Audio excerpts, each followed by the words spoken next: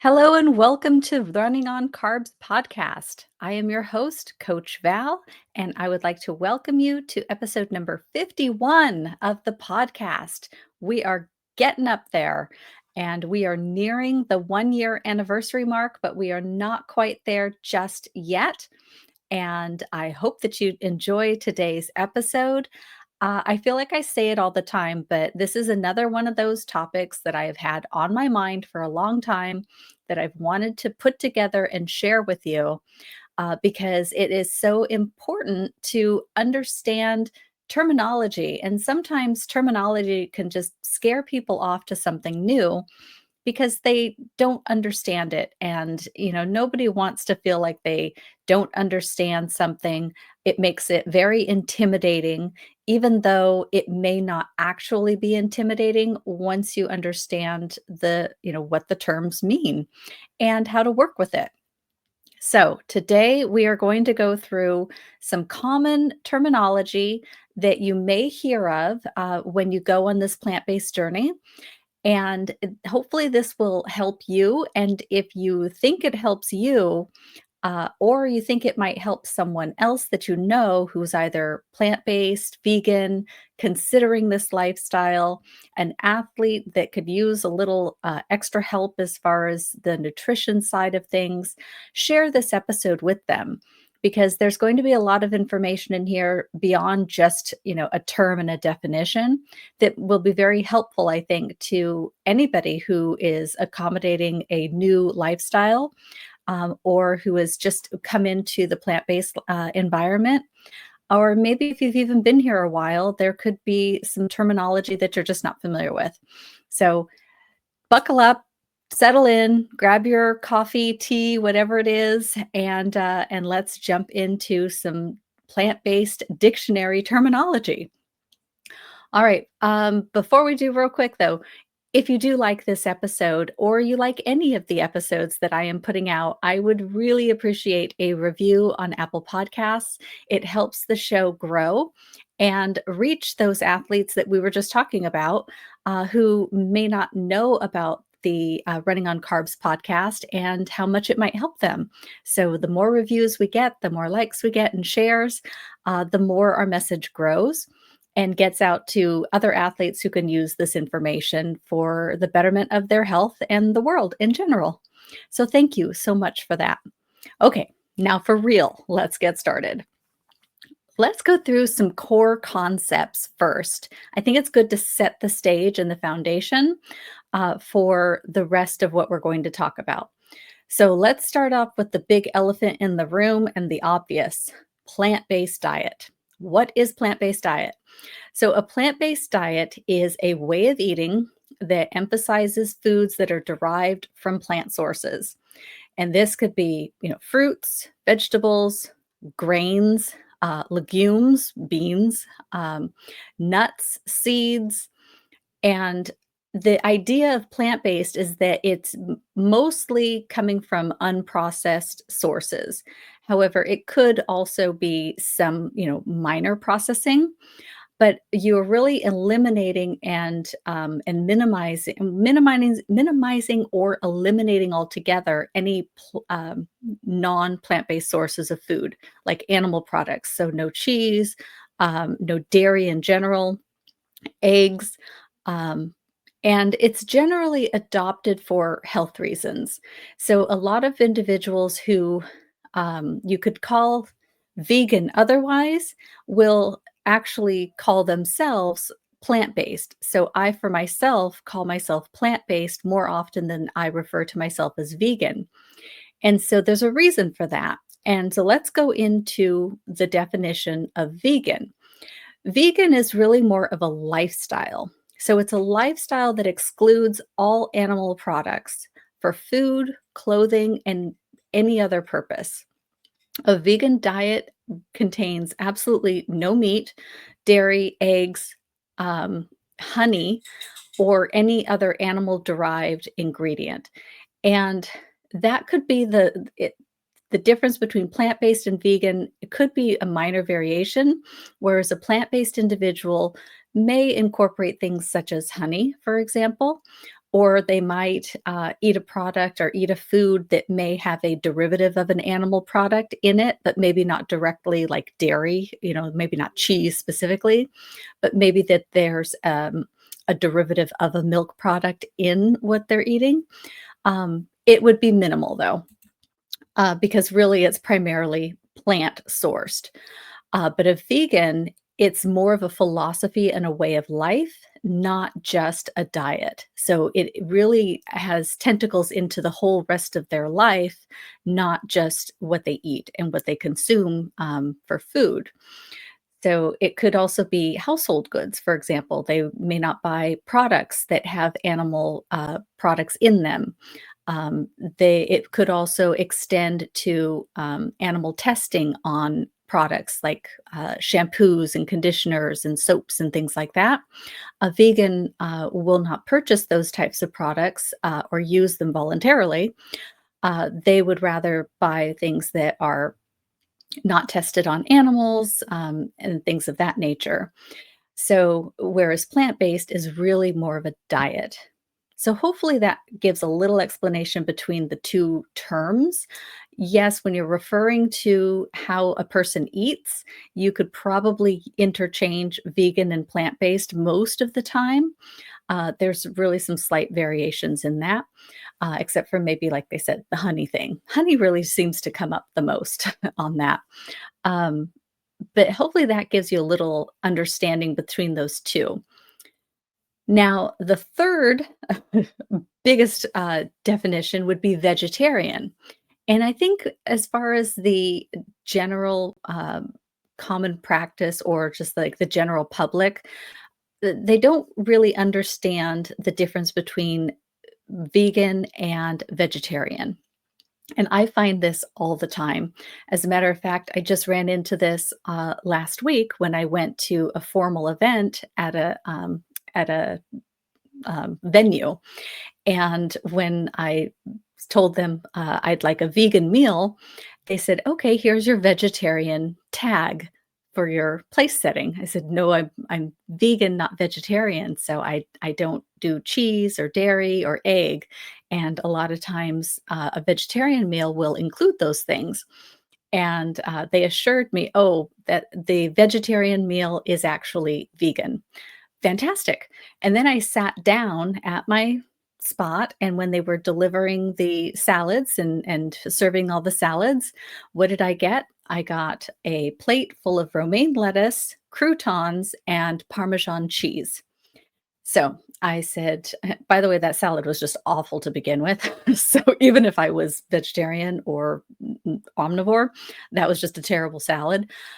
But that aside, um, I mentioned to the server, I have a vegan meal. And so he left and he came back and he put a plate of romaine lettuce in front of me. Oh my God. I mean, eh, I expect this sometimes, but I thought it was absolutely hilarious because I mean, the salad was awful to begin with. So now it's just a plate of lettuce. I'm like, really? Just I'm sorry, sidebar there, but it was kind of funny in a way, and so when he came back and he's collecting all the plates, I handed him my full plate of lettuce and said, "Yeah, thank you, but, that I'm not gonna eat that." By the way, the meal, though, was very good. The meal was fantastic. The beginner salad was just laughable, but anyway, we gotta laugh, right? So you might have caught on a little bit to what vegetarian incorporates. So, vegetarian is a person who doesn't eat meat, poultry, fish, or seafood of any kind. But some vegetarians may have some animal products, like, for instance, eggs, and other vegetarians will incorporate dairy product. Uh, and they may incorporate both of them. So they might incorporate one or the other, or they might do dairy and egg. So there's different terms for all of these, but I don't want to overwhelm. So we'll just call them vegetarian if they consume anything that is animal derived, but not meat. Also, there's a pescatarian, and a pescatarian will consume fish, but they won't consume things like red meat of any kind or poultry. Then we have a flexitarian, and a flexitarian is also known as a semi-vegetarian, but flexitarian sounds better. So, this refers to someone who primarily follows a plant based diet, but occasionally will go off and include meat or other animal products. So, for example, that event that I was at, a flexitarian might otherwise be fully vegan in their diet or plant based, but when they go to an event out like that, they may have animal products. So, they might have eaten that terrible salad or whatever else they were serving that night. Um, but so they're flexible, so flexitarian. Then we have a raw vegan, and this is more of a quote unquote extreme vegan. And a raw vegan has to be very particular about the makeup of their diet because although vegan diet and plant based diet can be challenging to get all of the proper nutrition and macronutrients, it's absolutely possible with a little forethought, and I would go as far as saying easy in many cases. But a raw vegan diet has extra challenges because some of the things that we can eat on as just a straightforward plant-based or vegan individual wouldn't be available in a raw vegan diet. So, a raw vegan diet is really the intersection of veganism and raw foodism. And it incorporates eating mostly raw foods, just like it sounds. Or at best, it might be slightly warmed. So, very low temperature food. So that's, as you might imagine, can cause challenges when you're eating out. Like you're not going to have a lot of options. I'm afraid that person might have had to eat that awful plate of raw lettuce, which isn't very filling. There's not a lot of nutrients in that. So, again, someone who follows a raw vegan diet is going to have to be very particular about their nutrient makeup and that they're getting all of the nutrients that they need to sustain their lifestyle. It's not typically something I would encourage with a very active lifestyle like a runner. Um, it has a lot of challenges, so you have to be very diligent and disciplined on that diet to get the proper nutrients. So the last lifestyle group would be a whole food plant based individual, and this is a little bit different than plant based because of the whole food element. Whole food plant based is just that, the food as close to the natural source as possible. So, very little bread, for example, unless it's made of just sprouted grains. Um, they avoid refined foods in general. So, white flour, for example, is off the list. Also, no processed oils and no added sugars. So, like I said, as close to nature as possible. I like personally to try to stick as close to whole food as possible, but I would really consider myself personally more plant based than whole food plant based. But there's something to be said about avoiding those processed oils on a number of levels. But I think I'll leave that for a different podcast episode. But just remember that whole food plant based is as close to the natural source as possible with as little refinement as possible.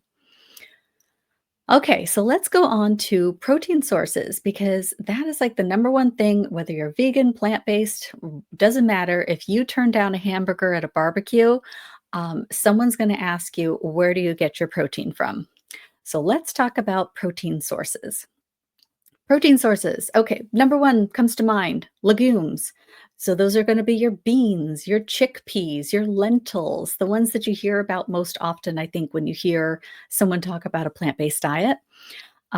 Peas are another one that you wouldn't think necessarily if you weren't familiar with this diet. They have a lot of protein, but these are all excellent sources of protein, fiber, and lots of great nutrients. So, beans are like, so key, I think, to a plant-based vegan diet. Next on the list, I would say tofu is another fantastic protein source and one that I think a lot of vegans and plant-based individuals incorporate into their diet. Some people have issues with soy, whether real or not, I don't know, but there are people that avoid certain soy products or soy products altogether. The nice thing is that lately and over the years, there's been more developments in the area of tofu, if you can imagine that. So they're coming out with new types of tofu that aren't soy. My favorite is the fava bean tofu. So it's made with fava beans and it's very high in protein, like very high.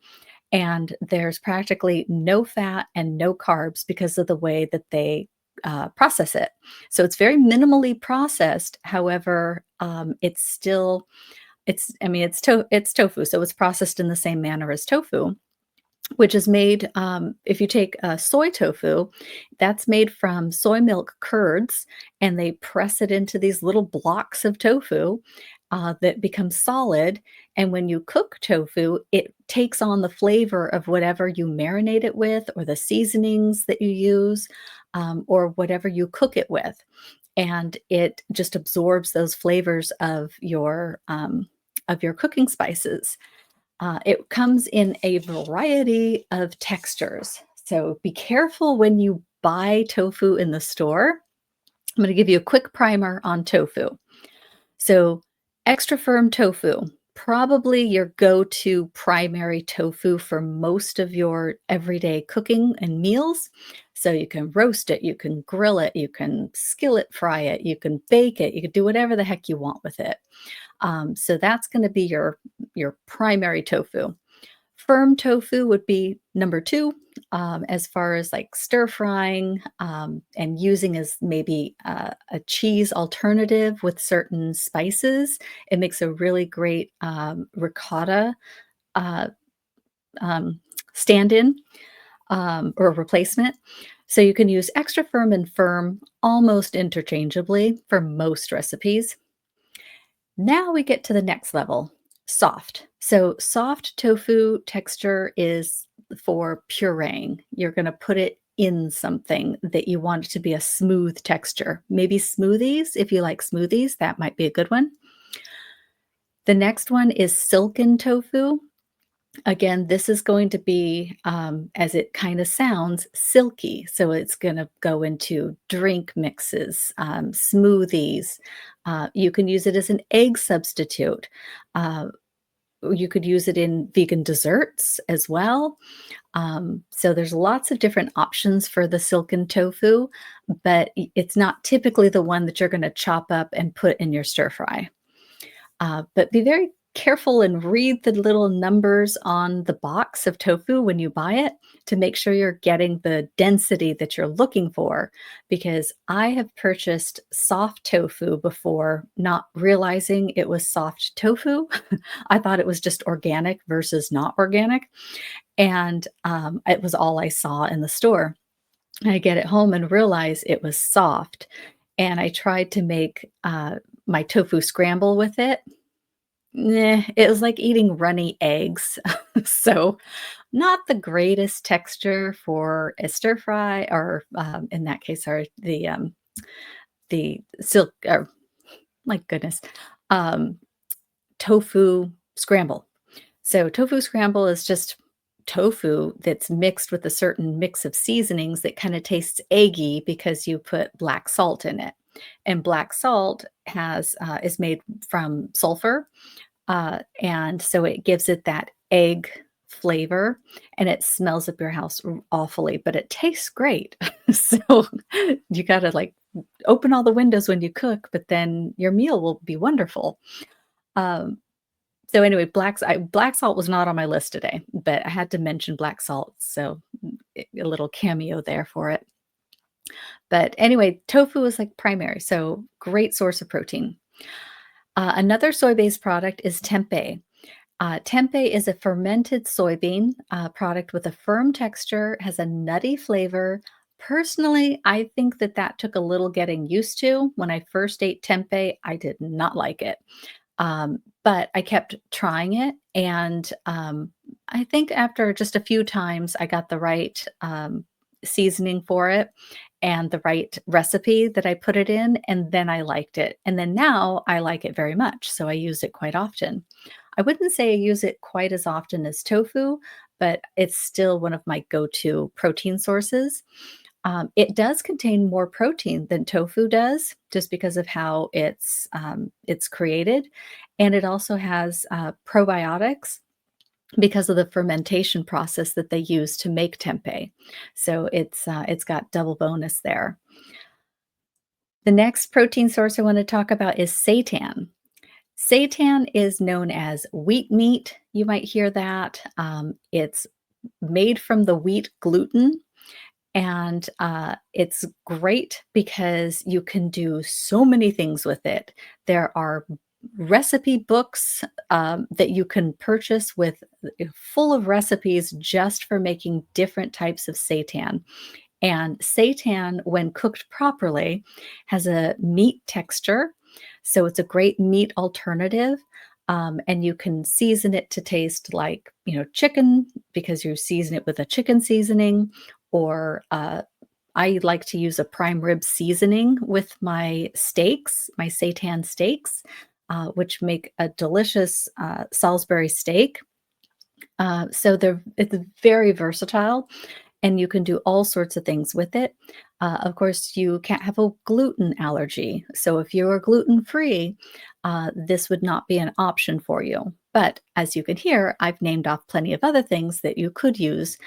This would just not be one of them. Have fun with seitan. It's a great, if you like to cook and you like to get in the kitchen, look up some recipes for seitan, um, grab a book and explore. I've actually made seitan in my bread maker, which is great because all you do is dump all the ingredients into the bread maker, push the button, and walk away. It's a great option for meal prepping because you could do a large batch and get it all prepped and ready. And then you've got a bunch of meat alternatives for your week.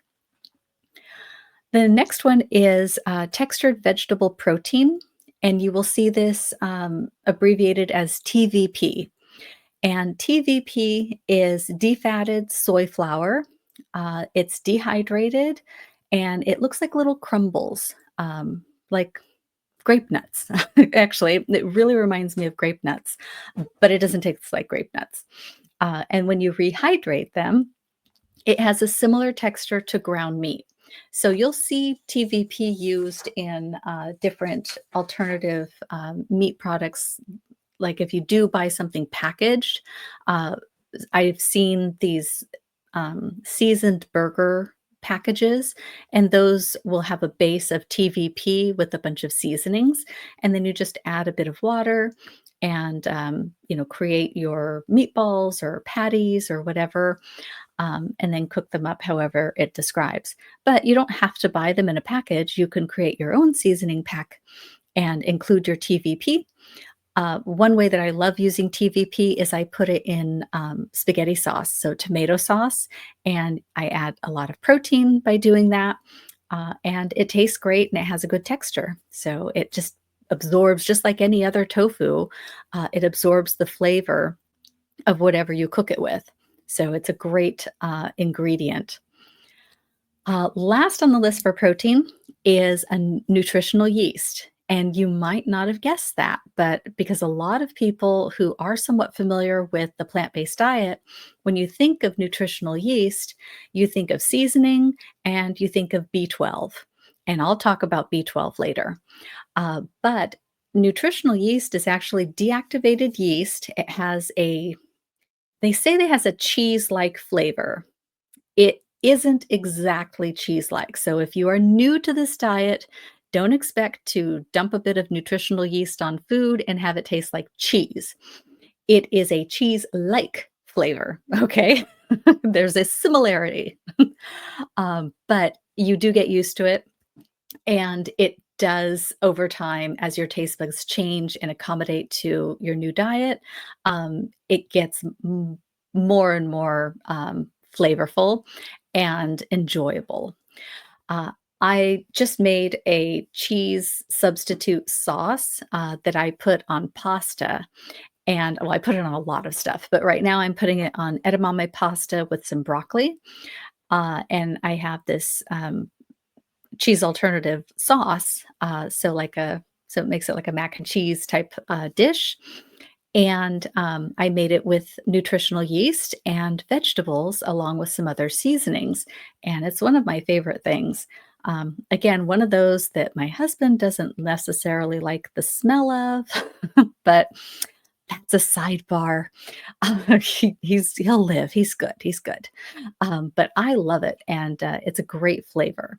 So it is really rich in B vitamins and in protein. So it's a good, good thing to cook with and to add, to your diet. All right. So plant-based milks. Let's talk about those. So plant-based milks and dairy alternatives. We're on to the next section. Plant milk. Plant milk is a non-dairy milk, and they call it a non-dairy milk alternative, and it's made with plants. You would be surprised. You can milk almonds. You can milk all sorts of things, but you can make or create. You can make it yourself, or you can purchase it in the store, already made in cartons or whatnot. And they have different varieties. Almond is very popular. I would say almond is probably the most popular milk alternative. Um, it is available, gosh, everywhere. I mean, grocery stores, um, coffee shops, anywhere you go, almond is usually the number one non-dairy alternative and has been for a long time. So I think that that one is probably the alternative milk that is most adopted by the general public. The next I would say is soy. So soy is another one. You can also get oat, um, cashew milk, rice milk, coconut milk, hemp milk. So there's a lot of different types of dairy alternative milks available. Try them out, see what works for you. Sometimes you like one for one use and another for a different use.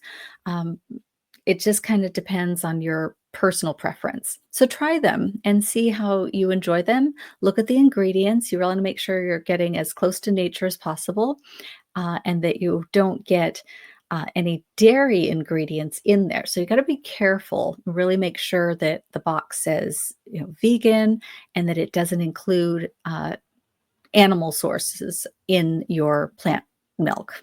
Okay. And now here's a term you may or may not be familiar with, but as a plant-based individual, it can change your world if you like to cook. Aquafaba. Have you heard of aquafaba? It's not anything you can just buy off the shelf, although they could probably make a lot of money if they did it, but don't tell anybody because nobody needs that. Um, but aquafaba is actually just bean water. It is the liquid from a can of chickpeas. And it's amazing what you can do with aquafaba. Um, you can also make your own aquafaba if you have an Instant Pot and you cook your own chickpeas. I have done that. You just have to make sure that your ratio is good, and that you don't have too much water. But when you have this cooking water from, or canned water, I suppose, from a can of chickpeas, you could use it probably from any bean, but chickpeas have the most mild flavor, and they can be used as an egg white alternative. So it makes whatever you're cooking lighter, fluffier. So it's a great alternative or a great additive to things that you're baking, for example. So if you want to make fluffy pancakes, then aquafaba can help them be fluffier. I've also made a mousse out of aquafaba, which was absolutely delicious and amazing. So there's a lot of creative things you can do with aquafaba. And again, this is one of those that you can buy a cookbook for aquafaba recipes and just go to town, and or Pinterest is a great source for things like that too. Okay, I have to let this cat out.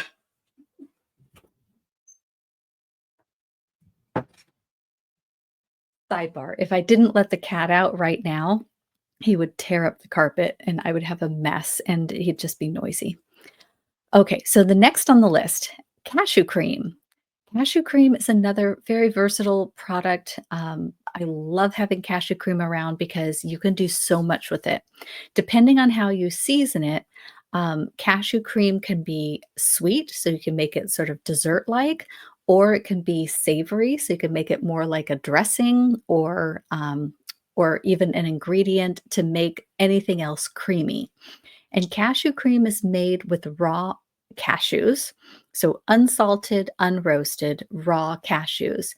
And oftentimes they're soaked to make them soft, and then they're blended with maybe water, some sort of liquid, and seasoning, depending on, like I said, you want savory or you want sweet. So, how do you want to use that cashew cream?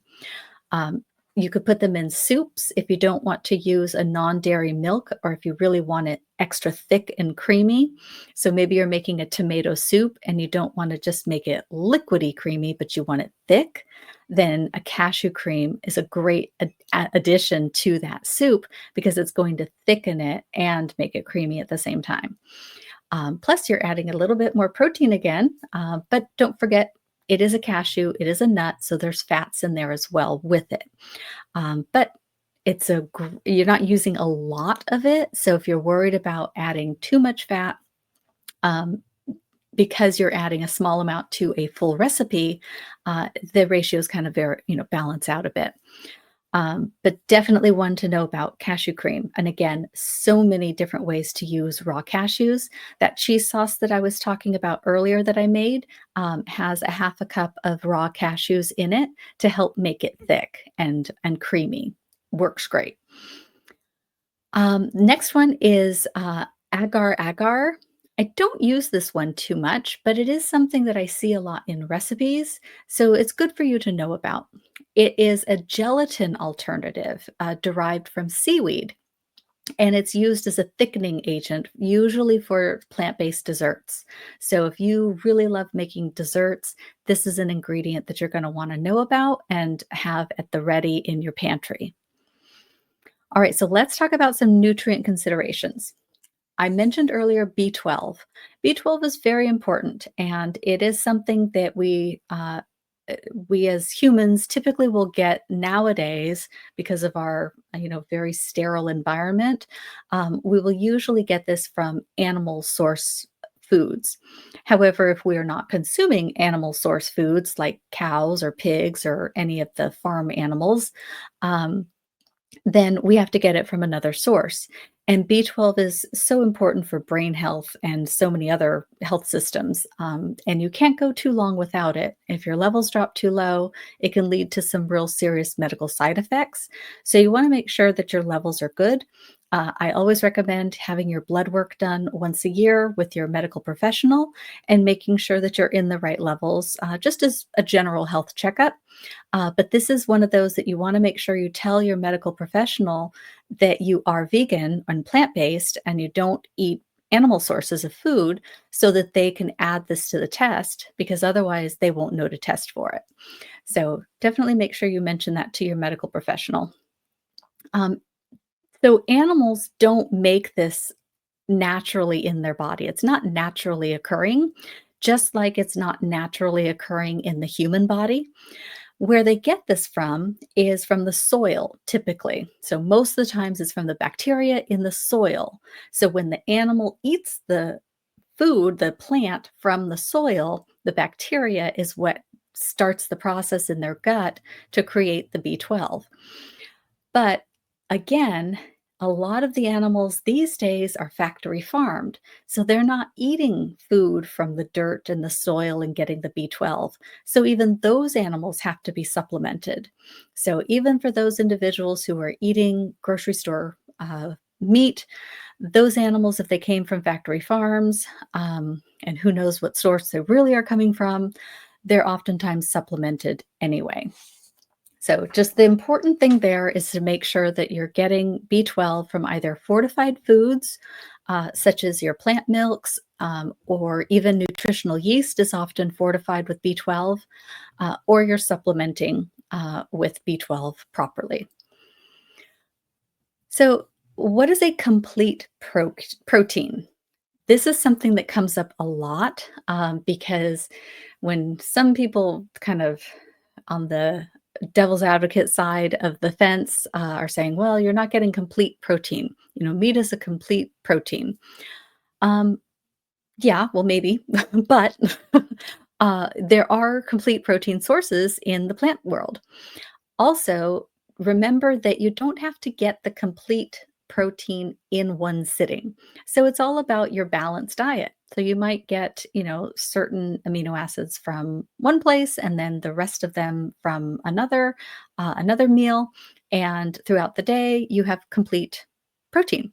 So or you can combine foods, although that's kind of been, I don't know, that's kind of been debunked over the years. You don't necessarily have to combine foods, but you're combining foods throughout the day, not necessarily in one meal. You don't have to consume them all together to get one complete protein at this meal. So it's less strict than it used to be believed to be. Um, a protein source contains all nine essential amino acids. That is a complete protein. So if you're looking for the definition, which I suppose we're doing dictionary today, so the definition of a complete protein is a protein that includes all nine essential amino acids. And of course, there are 20, but nine are essential. Plant-based complete proteins include quinoa, buckwheat, which I love. My husband makes fun of me because he's like, "Nobody eats buckwheat." I'm like, "Oh, yes, I love buckwheat." Hemp seeds, chia seeds, and soy products are all complete proteins, are complete protein sources. Okay, next on the list, omega-3 fatty acids. Again, not one that we're always talking about in everyday nutrition circles, but one that our plant-based individuals need to be aware of.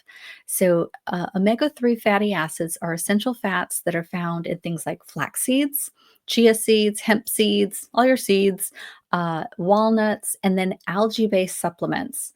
And it's important that if you're going to be getting them from algae-based supplements, that you know the source of those supplements. So be cautious with that. Is just my little side warning there.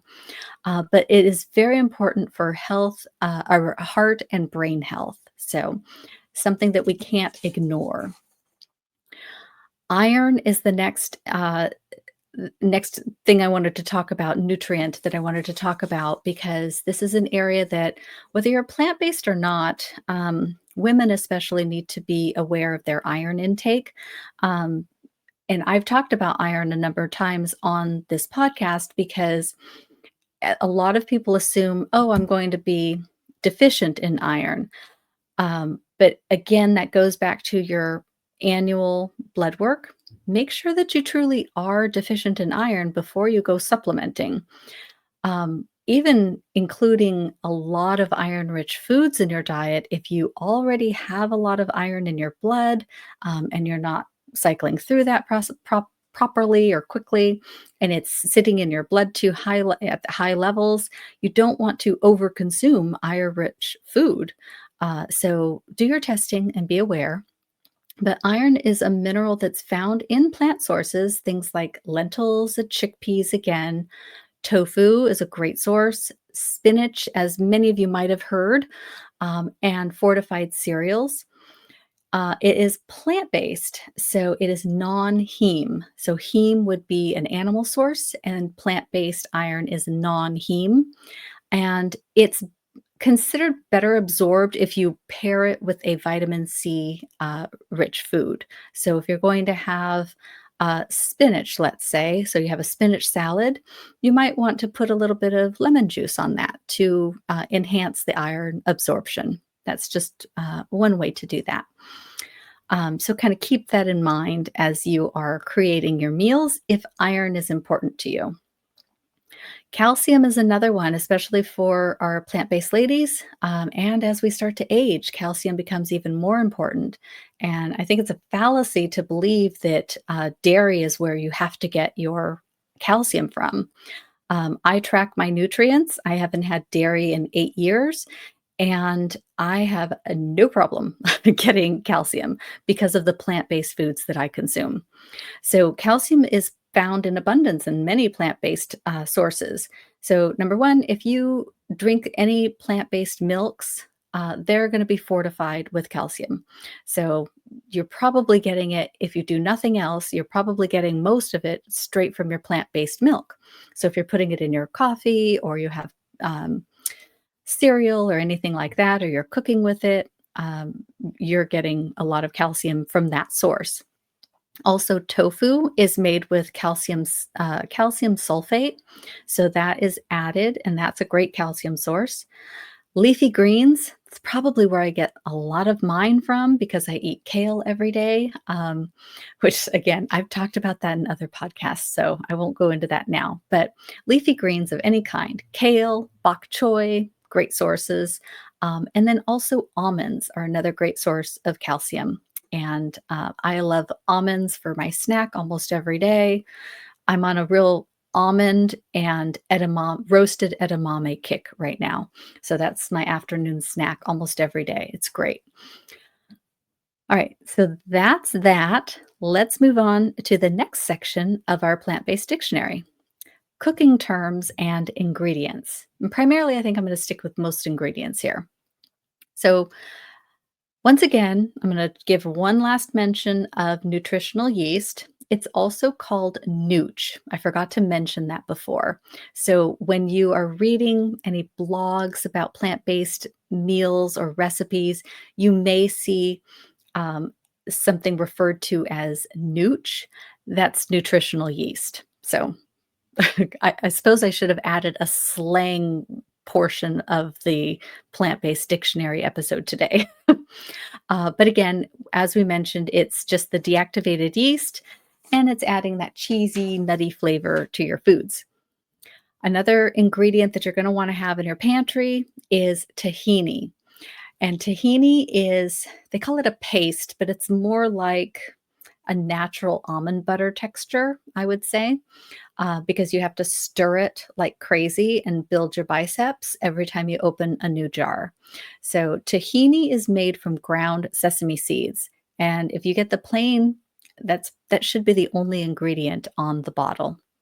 And it's commonly used as a ingredient in like hummus, for example. You have the tahini and hummus, dressings, sauces, but I like to use tahini on its own. It makes a great drizzle over like a Buddha bowl or something like that.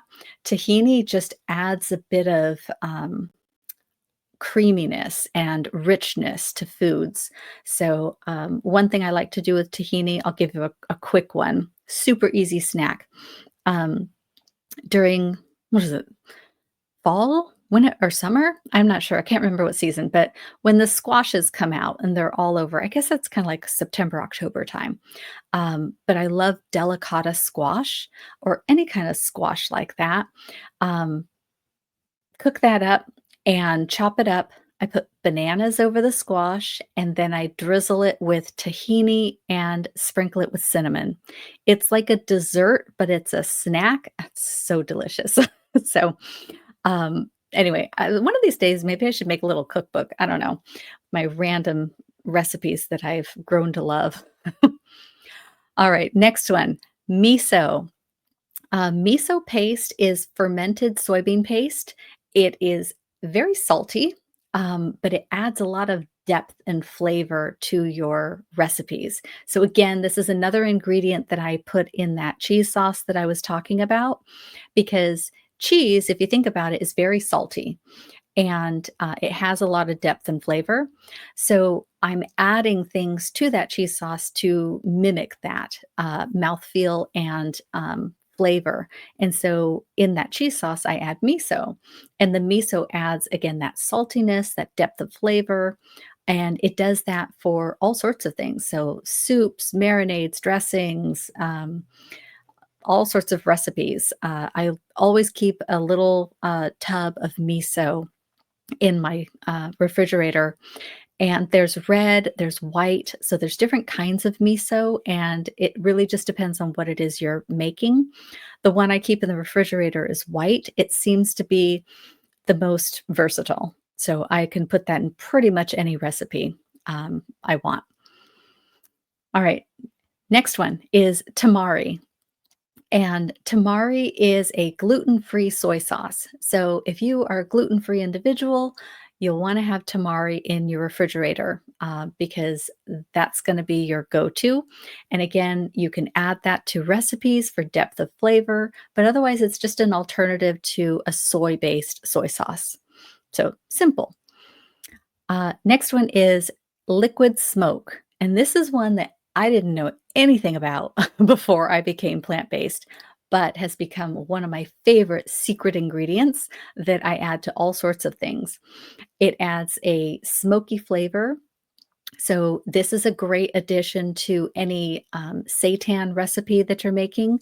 You'll probably find liquid smoke in the ingredient list. And if you don't, you may want to just add a teaspoon or two to your recipe because it's going to help the flavor of the seitan. But what it is, it's a water soluble liquid with a smoky flavor. And it just adds that smoky flavor to whatever it is that you're making. But there's nothing weird in it or anything. It's really just water that tastes like smoke. So don't try drinking it. It's too much. It's an ingredient for sure. It's kind of like it's an extract. So you don't necessarily you don't want to drink any type of extract. You don't want to drink a liquid smoke. Okay. um, Next ingredient, last on the list that I wanted to mention is jackfruit. Jackfruit is an interesting one. So, if you've ever seen a jackfruit, or if you haven't seen a jackfruit, I recommend you do a Google search and look at jackfruit. It is incredible looking. You probably are not going to buy a jackfruit at the store. Number one, they're really expensive, I found out. Number two, you need like a machete to open it up. So, I don't know, YouTube, check out YouTube for jackfruit preparation. It's hilarious because these things are massive, full of spikes, but inside, once you get in there, is a great meat alternative fruit. It's not sweet, it's more tangy.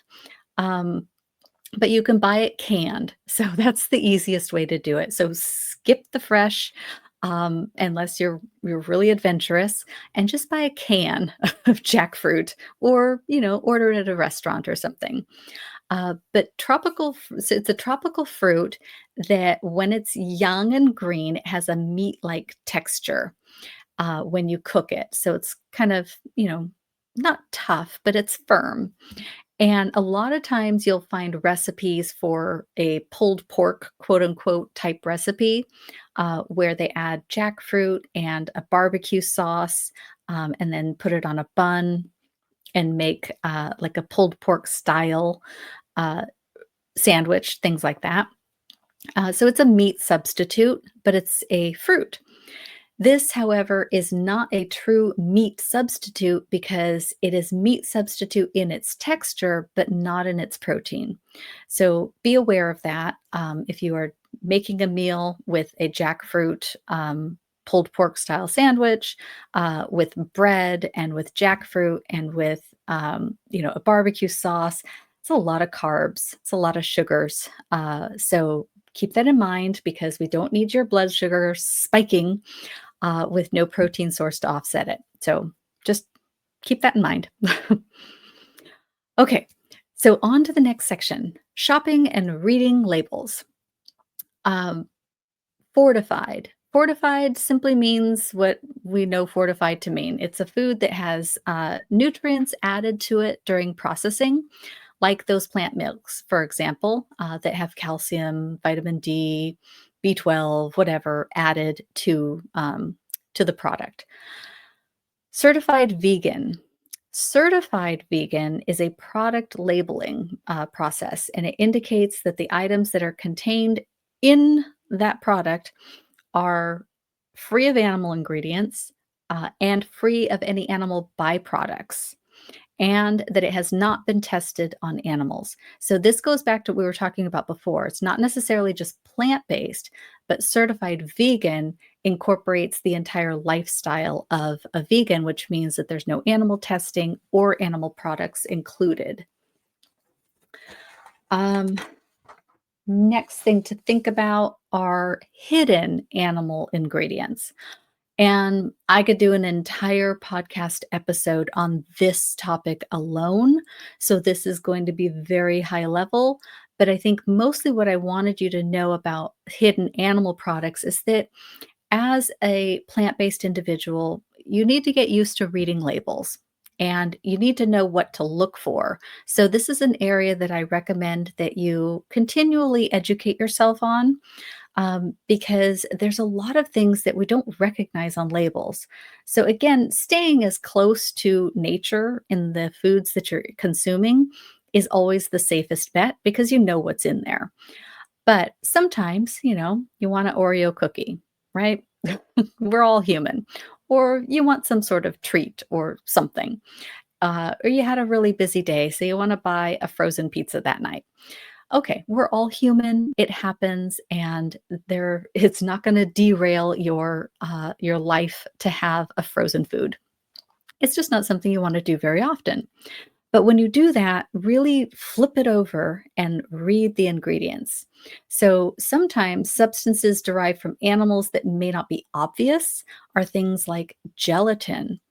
Gelatin is from animal collagen and it's found in all sorts of things. So anything that is jiggly or gummy. So gummies you have to be careful of.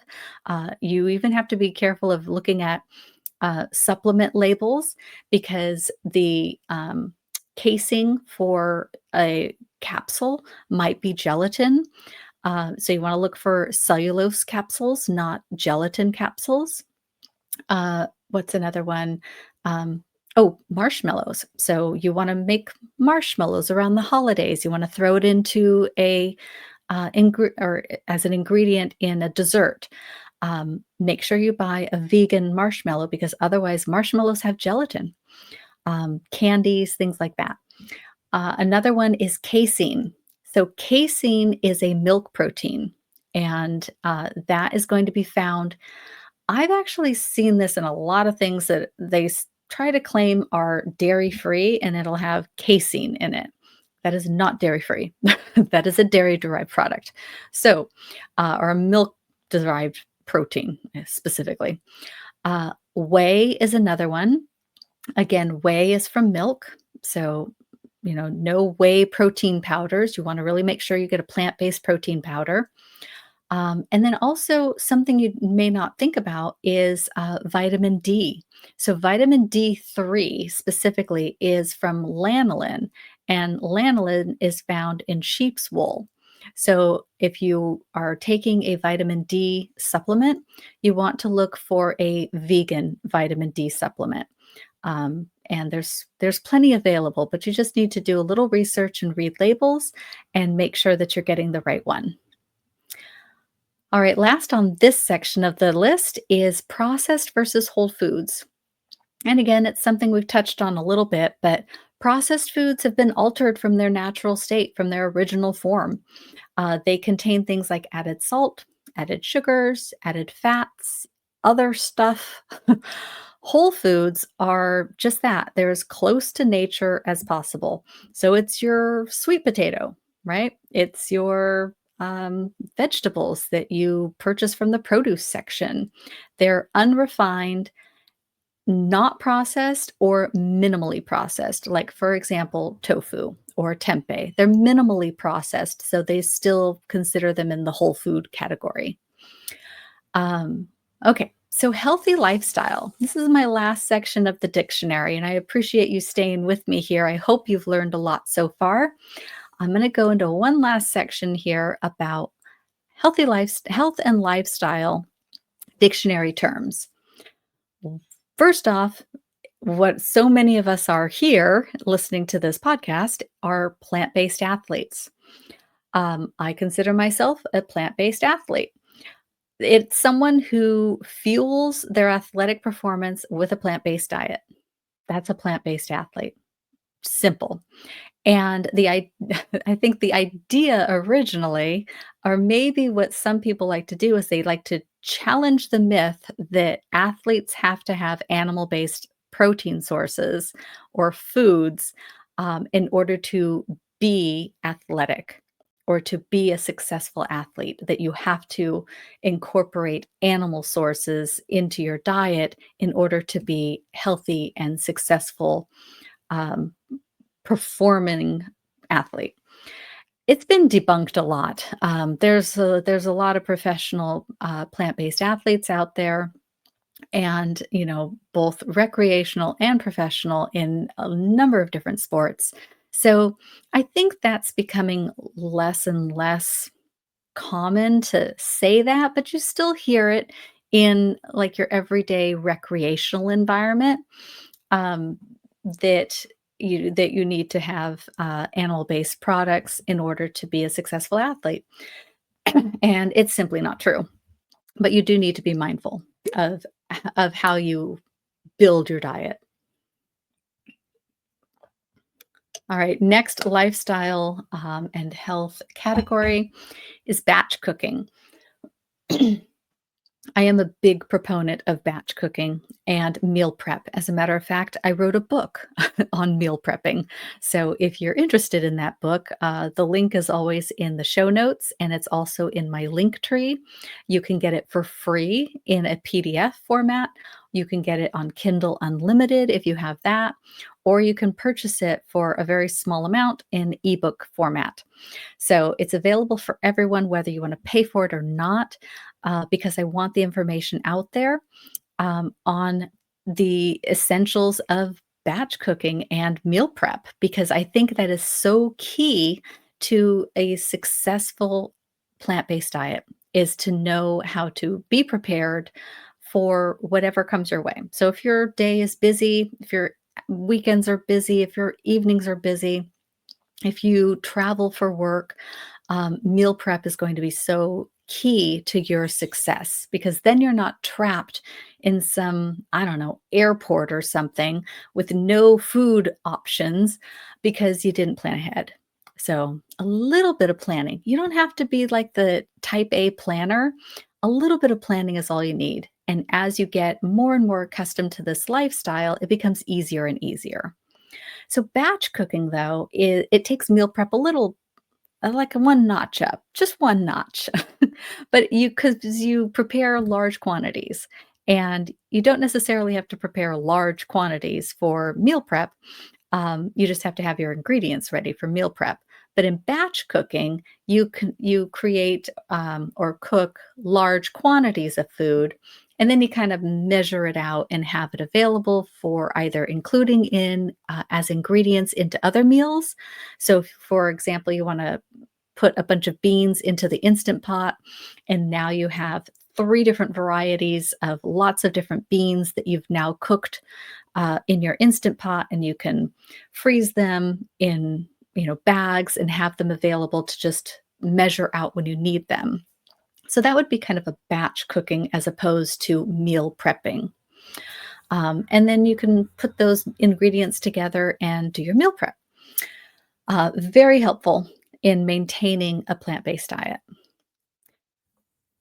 Next would be the environmental impact. I think that's really important. Whether you're an environmentalist or not, there is an environmental impact of how we eat and our food, in this country.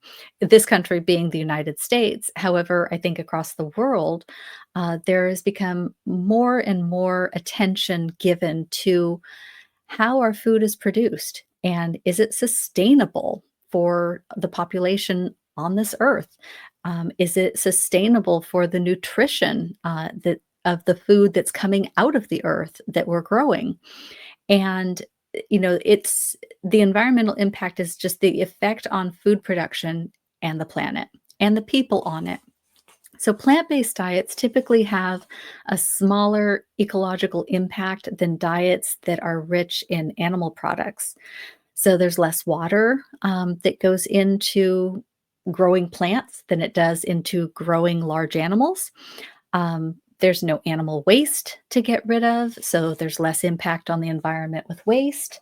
And also, responsible farming and agricultural processes and practices will lessen the effect even further. So, the soil depletion and things like that.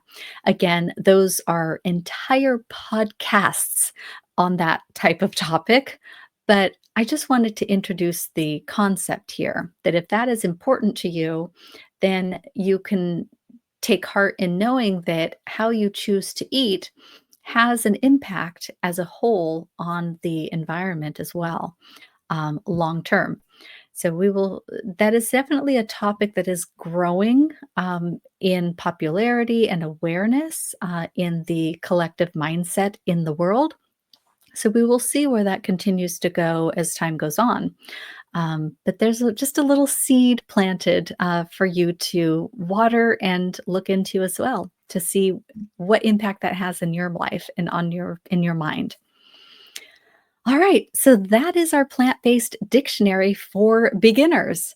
So if you are a beginner or not, I hope you got some good information out of this episode today. I had a lot of fun putting it together and sharing it with you. I love talking food, and I love talking vegan food and plant-based food, and sharing the differences because the more we get the information out there, I think the more helpful and less intimidating this way of life is. So, thank you so much for tuning in today. Go check out the ebook. Hopefully, you'll find a version that will work for you. Share this episode with a friend and like it. I would really appreciate it. And in the meantime, and until next week, run your best life on carbs. I'm Coach Val, and I will see you next week. Have a great week.